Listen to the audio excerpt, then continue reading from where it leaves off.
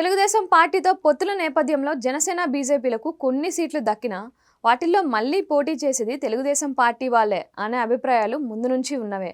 తెలుగుదేశం నుంచి చాన్నాళ్ల కిందటే బీజేపీలో చేరిన అరివీర చంద్రబాబు భక్తులకు ఆ పార్టీ తరపున పోటీ చేసే అవకాశం దక్కుతుందని, అలాగే జనసేనలోకి హడావిడిగా కొందరు తెలుగుదేశం వాళ్ళు చేరి ఆ పార్టీ పేరు మీద పోటీ చేస్తారనే అంచనాలు ఉన్నాయి.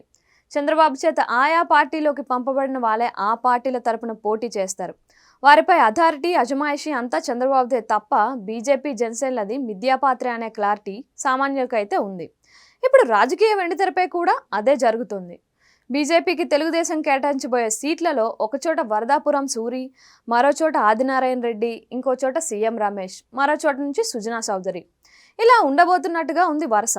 వీళ్ళంతా తెలుగుదేశం పార్టీ అధికారంలో ఉన్నప్పుడు చంద్రబాబుకు అతి సన్నిహితులు.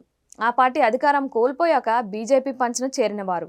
చంద్రబాబుకు వీరితో దశాబ్దాల అనుబంధం ఉంది. చంద్రబాబుకు ఆంతరంగికులుగా పేరు పొందిన వారు కూడా. మరి బీజేపీ తరపున పోటీ చేయబోయేదంతా ఇలాంటి వారే. ఇక జనసేన సంగతి అయితే ఇప్పుడే తెలుగుదేశం టు జనసేన వలసలు మొదలవుతున్నాయి. జనసేన ఇప్పటి వరకు 5-6 సీట్లు కూడా అభ్యర్థులను ప్రకటించలేకపోయింది. తెలుగుదేశం పార్టీ నుంచి కొందరు నేతలు జనసేనలోకి వెళ్లి ఆ పార్టీ పేరు మీద గుర్తు మీద పోటీ చేయడం అనే సన్నివేశమే ఇక మిగిలింది. కాపుల ఓట్ బ్యాంక్ కోసం జనసేన పేరును, పవన్ కళ్యాణ్ను, ఢిల్లీలో అనుకూలత కోసం బీజేపీ పేరును గుర్తును చంద్రబాబు తన వాళ్ళ చేత వాడుకుంటూ ఉంటున్నాడు.